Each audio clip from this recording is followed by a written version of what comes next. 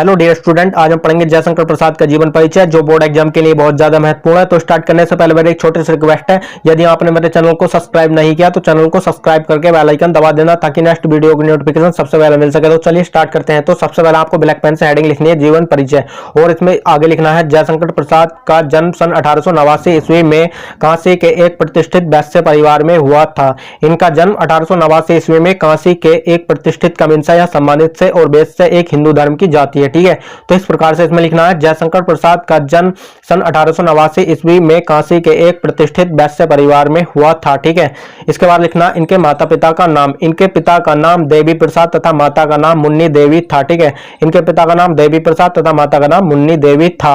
ये तंबाकू के एक प्रसिद्ध व्यापारी थे, यानी कि ये एक तंबाकू के एक प्रसिद्ध व्यापारी थे।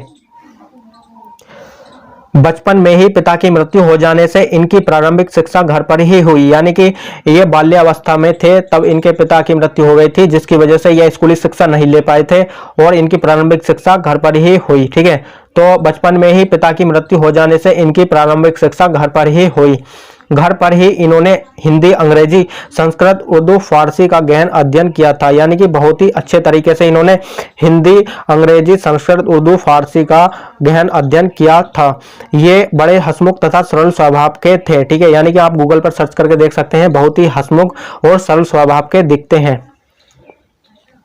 इनका बचपन सुख से बीता, किंतु दानशीलता के कारण यह ऋणी हो गई, यानी कि इनका जो बचपन था बहुत सुख से बीता था और बाद में इन्होंने दान देना स्टार्ट कर दिया और जिसकी वजह से ये ऋणी हो गए और अपनी पैतृक संपत्ति का कुछ भाग बेचकर इन्होंने ऋण से छुटकारा पाया। ठीक है, पैतृक संपत्ति यह संपत्ति होती है जो पूर्वज छोड़कर जाते हैं।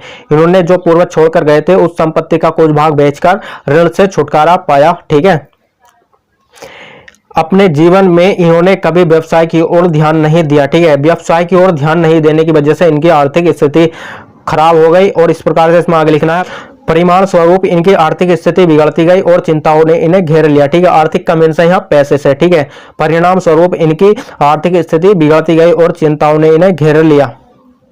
इनका शरीर क्षय रोग से जर्जर होता गया। ठीक है, क्षय रोग एक टीबी की बीमारी है जिसकी वजह से इनका शरीर कमजोर होता गया और अंत में इनकी मृत्यु सन 1837 ईस्वी को केवल 48 वर्ष की आयु में हो गई थी। ठीक है, 1937 ईस्वी को हो गई थी। और उसके बाद लिखना इनकी रचनाओं के बारे में। तो इस प्रकार से ब्लैक पेन से हेडिंग डालनी है और उसमें आगे लिखना है जयशंकर प्रसाद की प्रमुख कृतियां इस प्रकार हैं। ठीक है, तो पहले लिखनी है कामायनी। इसमें आगे लिखना है इसमें मानव को श्रद्धा और मनु के माध्यम से हृदय और बुद्धि के समन्वय का संदेश दिया गया, यानी कि जो कामायनी है उसमें श्रद्धा और मनु के माध्यम से हृदय और बुद्धि के समन्वय का संदेश दिया गया है। सेकंड है आंसू। ठीक है, इसमें लिखना है यह प्रसाद जी के वियोग का काव्य है, यानी कि जो आंसू है उसमें बिछोड़ने का वर्णन किया गया, यानी कि वियोग का मीन्स है यहाँ बिछोड़ने से। ठीक है, उसमें बिछोड़ने का वर्णन किया गया आंसू में। थर्ड है झरना। ठीक है, इसमें प्रसाद जी की छायावादी कविताएं संकलित है, यानी कि जो झरना है उसमें छायावादी कविताओं को लिया गया है।